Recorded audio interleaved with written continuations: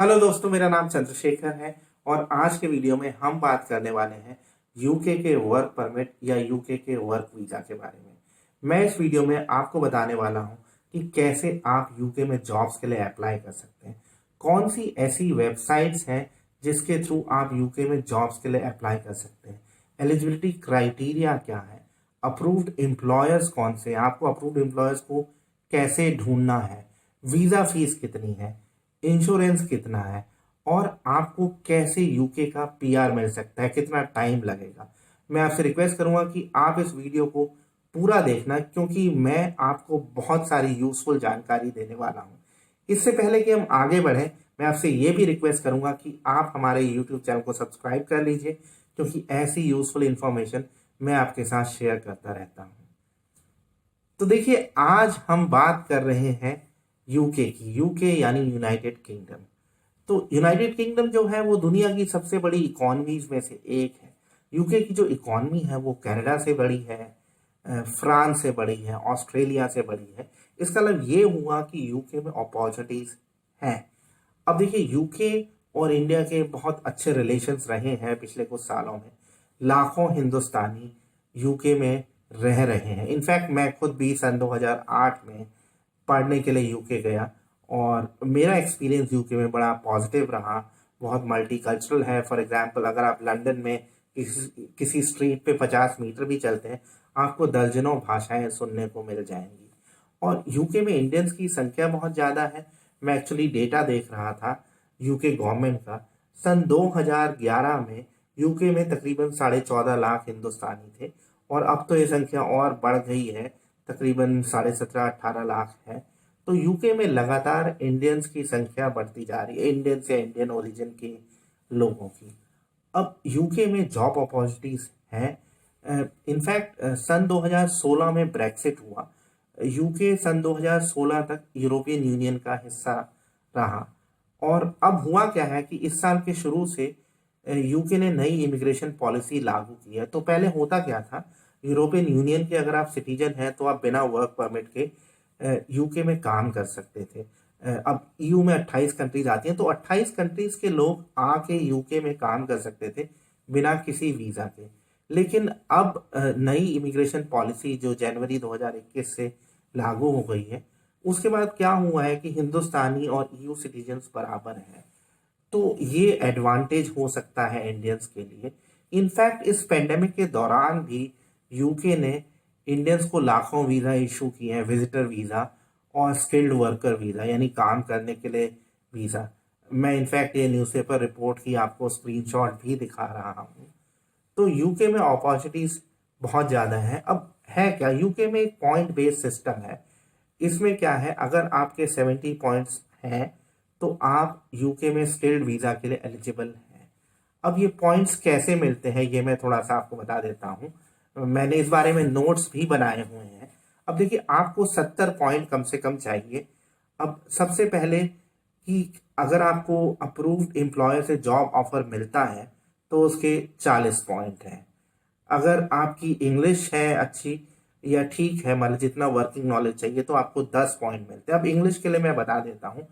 English आपकी proficiency है, इसके लिए आप आइल्स दे सकते हैं या पीटीई दे सकते हैं। इसके अलावा अगर आपकी यूनिवर्सिटी की डिग्री इंग्लिश मीडियम से है, मतलब अगर आपकी पढ़ाई इंग्लिश मीडियम से हुई है, तो भी आप को पॉइंट मिलेंगे 10। आपको सिर्फ अपनी यूनिवर्सिटी या कॉलेज से एक चिट्ठी लिखनी है, चिट्ठी लेनी है that the medium of instruction in your school और यूनिवर्सिटी वॉज इंग्लिश। अब सैलरी अगर आपकी 25,600 पाउंड से ज़्यादा है तो भी आपको पॉइंट मिलते हैं और पीएचडी के 10 पॉइंट अलग हैं। तो हर चीज़ के पॉइंट हैं। और पीएचडी में भी क्या है, अगर सपोज करिए आपकी पीएचडी साइंस या टेक्नोलॉजी या इंजीनियरिंग या मैथ्स में है तो आपको 20 पॉइंट मिलेंगे, और अगर कोई दूसरी पीएचडी है तो 10 पॉइंट मिलेंगे। तो यहाँ पे मैंने आपको प्रोसेस बताया। प्रोसेस बहुत कॉम्प्लेक्स नहीं है। और अगर हम स्किल शॉर्टेज की बात करें यूके में, तो देखिए, जो स्किल्स हैं जो शॉर्टेज एरियाज में आती हैं वो भी मैं लिस्ट चेक कर रहा था। इनफैक्ट मैं ये सारे जो ऑफिशियल लिंक्स हैं वो डिस्क्रिप्शन में भी शेयर करूंगा। तो मैं यूके की ऑफिशियल वेबसाइट पे गया और स्किल शॉर्टेज में मैंने देखा इंजीनियर्स आते हैं सभी तरीके के, जो भी मेजर इंजीनियरिंग होती है, सिविल, केमिकल, मैकेनिकल, इलेक्ट्रॉनिक्स। इसके अलावा आईटी प्रोफेशनल्स आते हैं, यानी सॉफ्टवेयर प्रोफेशनल्स आते हैं, हेल्थ केयर वर्कर्स आते हैं, नर्सेज, डॉक्टर्स, ऑक्यूपेशनल थेरेपिस्ट। इसके अलावा आर्टिस्ट, यानी अगर आप टीवी प्रोड्यूसर हैं, ग्राफिक आर्टिस्ट हैं, कोरियोग्राफर हैं, कैमरामैन हैं, तो भी आप इसके लिए एलिजिबल हो सकते हैं। टीचर्स, टीचर्स भी एलिजिबल हैं, सेकेंडरी स्कूल टीचर्स, मैथ्स के टीचर हैं, अगर आप कंप्यूटर साइंस के टीचर हैं तो आप एलिजिबल हैं। शेफ, यूके में शेफ्स की बहुत ज़्यादा डिमांड है, शेफ्स भी एलिजिबल हैं। शेफ्स का एलिजिबिलिटी क्राइटेरिया मैं देख रहा था, कम से कम 5 साल का एक्सपीरियंस होना चाहिए, आप फास्ट फूड शेफ ना हो, मतलब एक स्पेशलिटी शेफ हो। तो ऐसे ही ये सारे स्किल शॉर्टेज एरियाज हैं। मैं डिस्क्रिप्शन में ये वेबसाइट भी दे रहा हूँ ताकि आप खुद भी चेक कर सकें। अब इसके अलावा अगर हम बात करें एम्प्लॉयर्स की, there are about 33,000 approved employers. आप उन कंपनीज या एम्प्लॉयर्स का नाम भी देख सकते हैं जो आपको वर्क परमिट इश्यू कर सकते हैं, मतलब वर्क परमिट का प्रोसेस आपके लिए कर सकते हैं, क्योंकि ये जो एम्प्लॉयर्स हैं इन्होंने अप्रूवल लिया हुआ है यूके गवर्नमेंट से कि वो इंडिया से या किसी और कंट्री से वर्कर्स को हायर करने का प्रोसेस कर सकते हैं, मतलब उनका पेपर वर्क करवा सकते हैं। अब अगर हम बात करें वेबसाइट्स की जिनके थ्रू आप इन जॉब्स के लिए अप्लाई कर सकते हैं, मैं कहूँगा मॉन्स्टर है, monster.co.uk। इसके अलावा इंडीड वेबसाइट है, मैं अगेन यूआरएल आपको स्क्रीन पे दिखा रहा हूँ। रीड है, read.co.uk, देन glassdoor.co.uk। इसके अलावा गवर्नमेंट की, यूके गवर्नमेंट की ऑफिशियल वेबसाइट है, ये है www.gov.uk/find-a-job। तो इस पे भी आप जाके जॉब्स देख सकते हैं, यूके में जो अवेलेबल जॉब्स हैं। अब अगर हम बात करते हैं कि फीस कितनी है, देखिए अगर आप ये स्किल्ड वीज़ा के लिए, जिसे हम टीयर 2 वीज़ा भी बोलते हैं, इसके लिए आप अप्लाई करेंगे तो आपकी जो फीस है वो रेंज करती है 610 पाउंड से लेके 1408 पाउंड तक। वो डिपेंड करेगा कि आपका वीज़ा कितने साल के लिए आप अप्लाई कर रहे हैं। इसके अलावा इंश्योरेंस, आपको इंश्योरेंस के लिए भी पे करना पड़ेगा, जो है तकरीबन 624 पाउंड पर ईयर। अब बेसिकली मैं आपको क्या रिकमेंड करूँगा कि आप देखिए कि क्या जो आपकी स्किल्स हैं वो शॉर्टेज एरिया में आती है, क्योंकि तब पॉइंट ज़्यादा हो जाएंगे और आपको रिक्रूट होने के चांसेस ज़्यादा होंगे। उसके बाद आप क्या करिए, जो आपको अप्रूव्ड एम्प्लॉयर्स दिख रहे हैं उनको थोड़ा सा देख लीजिए, फिर कांटेक्ट करने की कोशिश करिए, जैसे लिंक्डइन पे या इंडीड पे, या आप सीधे भी उनको मेल भेज सकते हैं।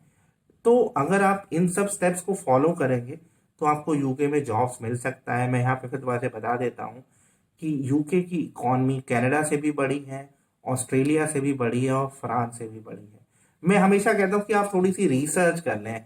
अब अगर कंट्री की इकॉनमी बड़ी होगी तो जॉब्स की अपॉर्चुनिटीज उस कंट्री में ऑब्वियसली ज़्यादा होंगी।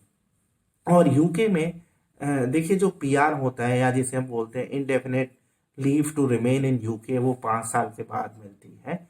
और मैं आपको बता चुका हूँ कि यूके में ऑलरेडी बहुत सारे इंडियंस हैं।